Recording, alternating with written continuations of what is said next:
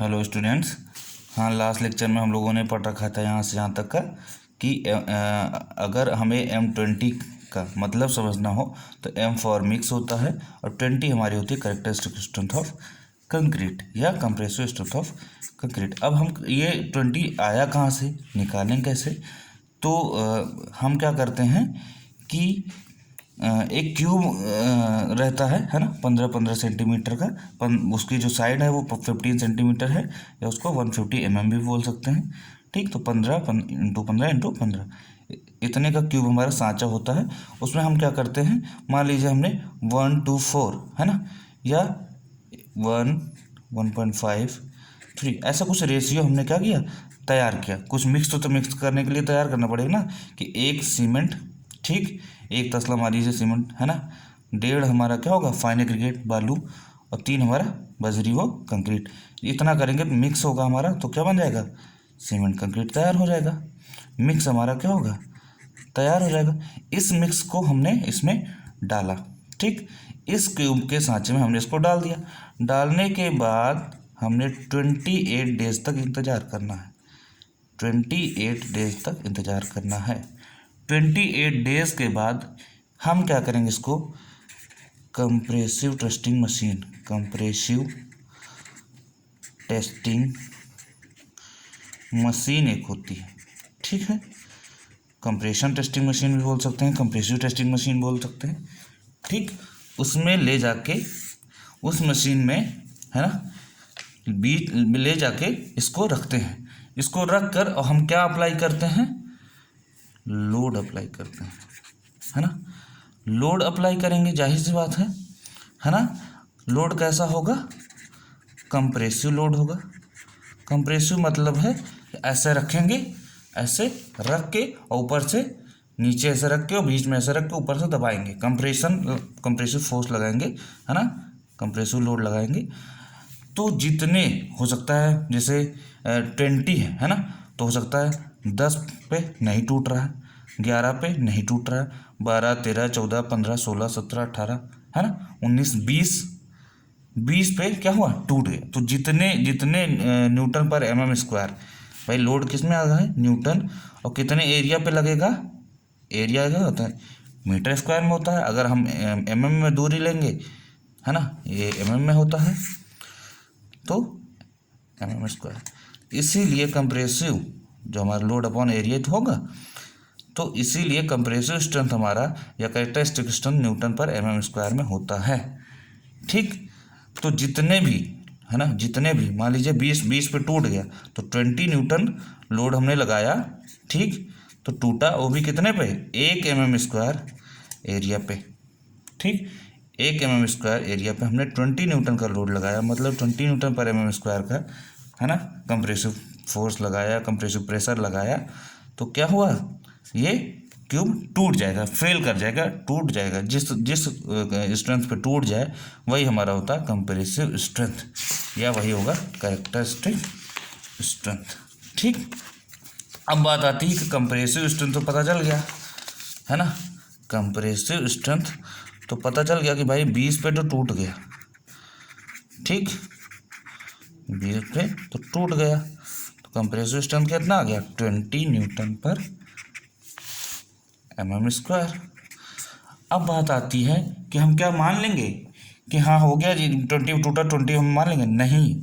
हमने एक सैंपल लिया, है ना, सैंपल 1, एक एक क्यूब लिया। ऐसे हमको ढेर सारे क्यूब बनाने। मान लीजिए फॉर एग्जांपल, पहले समझ लीजिए, समझना बहुत ज़रूरी है, ये सब्जेक्ट ऐसा है, एक बार समझ में जाए मज़ा आ जाएगा। मान लीजिए हमने 100 क्यूब, 100 क्यूब्स तैयार किए और 100 क्यूब पे हमने टेस्ट किया, ठीक। 100 क्यूब पे टेस्ट किया, मान लीजिए कि 95, ज़्यादा मान लेते हैं, +2 कर देते हैं, चलो 97, मान लीजिए हमने 97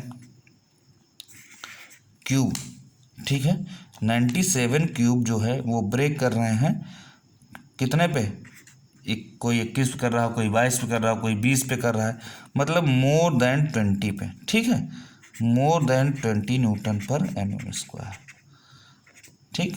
20 न्यूटन पर एम स्क्वायर से जब ज़्यादा लोड लगा रहे हैं तभी टूट रहा, उसके पहले नहीं टूटा कि 20 पे ही टूट जाए या 19 पे ही टूट जाए, ऐसा नहीं है ना। जो बचे 3 क्यूब वो क्या हुए, जो 3 क्यूब बचे वो क्या है, 18 पे कोई टूट गया, कोई 17 पे टूट गया और कोई 19 पे टूट गया, मान लीजिए कोई 17 पे, कोई 18 पे और कोई 19 पे, ठीक, न्यूटन पर एम स्क्वायर। तो IS 456/2000 कहता है, हमारा जो कोड है वो कहता है कि वह कंप्रेसिव स्ट्रेंथ, ये जो कंप्रेसिव स्ट्रेंथ है, ये कंप्रेसिव स्ट्रेंथ क्या कहलाएगी, कैरेक्टरिस्टिक स्ट्रेंथ कहलाएगी, यही कैरेक्टरिस्टिक स्ट्रेंथ कहलाएगी जब, यही characteristic strength, compressive strength characteristic strength कहलाएगी जब ये कंडीशन बने कि 95 मतलब 100 में 95 से ज़्यादा, मतलब कि 95% या मोर देन 95%, है ना, 95% या 95% से ज़्यादा सैंपल, भाई 100 में से 95 सैंपल या 95 से ज़्यादा 97 होगा, हमने लिख दिया यहाँ पे, है ना। तो 95 या 95 से ज़्यादा क्यूब जो है वो क्या करें, 95 से ज़्यादा क्यूब क्या करें, फेल ना हो, है ना, 20 न्यूटन पर एम स्क्वायर पर फेल ना हो, उससे ज़्यादा पे फेल हो, है ना। कोई 21 फेल कर रहा है, कोई 22 पे टूट जा रहा है, कोई 24 पे टूट जा रहा है, लेकिन 20 पे नहीं टूट रहा, और 3 ही 4 क्यूब जो है वो क्या है, उससे कम ही पे टूट जाए, तो 95% सैंपल क्या हो, ना फेल हो, ठीक, क्लियर। तो वही स्ट्रेंथ क्या कहलाएगी, कैरेक्टरिस्टिक स्ट्रेंथ, या इसी को हम दूसरी भाषा में कह सकते हैं कि ऐसी कंप्रेसिव स्ट्रेंथ को हम कैरेक्टरिस्टिक स्ट्रेंथ बोलेंगे जो क्या हो, 5%, है ना, less than or equal to, या तो कम या तो 5% या 3%, 2%, यहाँ 3 ही परसेंट है ना, 3% मतलब 3 क्यूब, तो लेस देन 5% क्यूब्स या सैंपल्स, है ना, फेल्स, क्या करें, है ना, 18 फेल हो गया, 17 फेल हो गया, है ना, तो लेस देन 5% या 5% से, ठीक है, तो हम पे क्या हो, फेल कर जाए, तो ऐसे स्ट्रेंथ को हम बोलेंगे कैरेक्टरिस्टिक स्ट्रेंथ, क्लियर। तो ये हुई सिंपल सी बात है, कंक्रीट की स्ट्रेंथ को हम कंप्रेसिव स्ट्रेंथ कहते हैं, है ना, ये वाली, और स्टील की स्ट्रेंथ को हम बोलेंगे टेंसाइल स्ट्रेंथ, ठीक। अब बात आती है कैरेक्टरिस्टिक स्ट्रेंथ को किसको कहते हैं, तो जिसका 5% या 5% से कम, है ना, चांसेस ऑफ फेलियर के, सिंपल सी बात है, बस, क्लियर।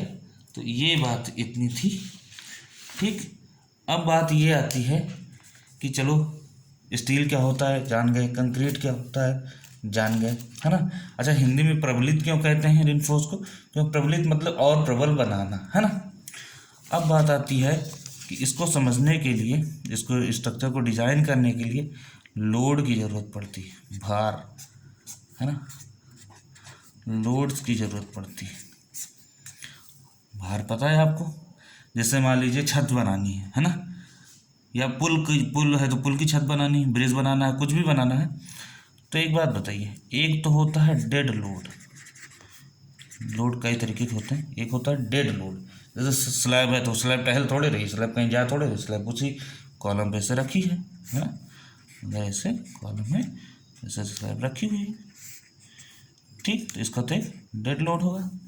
एक हमारा होता है लाइव लोड, लाइव लोड माने जो जिंदा लोड चल रहा हो, जैसे गाड़ियाँ पुल पे आती जाती हैं, है ना, व्हीकल्स लिख सकते हैं अंग्रेजी में, है ना, हम आप चलते रहते हैं इधर से उधर, ठीक, एट्सेट्रा, वो लाइव लोड हो गया।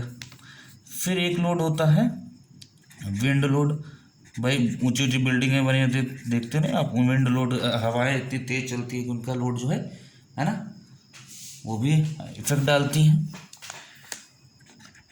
आपने एक चीज़ देखा होगा, अर्थक्वेक, भूकंप, अर्थक्वेक लोड, उसका भी कुछ असर होता है, तभी तो कहते हैं भूकंप रोधी कक्ष बनाना भैया, अर्थक्वेक लोड, है ना, विंड लोड हो गया, लाइव लोड हो गया, ठीक है, एक स्नो लोड, है ना, हिली एरियाज में स्नो लोड मिल जाता है ना, बर्फ का भी। ठीक है, तो ऐसे ढेर सारे है ना और होते हैं। इन सबको बाकी सबको हम बोलते हैं सुपर इम्पोज्ड लोड, है ना, बाकी सबको हम बोलते हैं super imposed load. Clear. Load पढ़ने के बाद, लोड अभी हम लोग डिटेल में पढ़ेंगे, हम लोग बस अभी जान रहे हैं कौन कौन सा लोड होता है। फिर वो आएगा हम लोगों का topic, most important topic, methods of, जो मेन मेथड है, methods of design of reinforced concrete या RCC structures. Very very important, यही हम लोगों को पूरे आरसीसी में पढ़ना है, methods of designing of RCC structures. देखिए 3 तरीके के मेथड होते हैं, अभी सिर्फ नाम जानेंगे हम लोग, बाकी बाद में हम लोग अच्छे से पढ़ेंगे। एक होता है हमारा working stress method, working stress method, इसको बहुत ज़्यादा फेमस है WSM के नाम से, working stress method, WSM method. ठीक, इसी को इलास्टिक थ्योरी मेथड भी कहते हैं। फिर है एक ultimate load method, ultimate load method, और एक है लिमिट स्टेट मेथड। ठीक, इसको फेमस है LSM, इस समय यही चल रहा है, ट्रेंडिंग पे है ना। क्लियर। तो ये तीनों मेथड हम लोग बारी बारी से अच्छे से पढ़ेंगे नेक्स्ट क्लास में। ठीक है, बाकी यहाँ तक आप लोग पढ़ लीजिए, रिवाइज कर लीजिए, जितना पढ़ रहे हैं उतना रिवाइज डेली करते रहिए, है ना। ओके।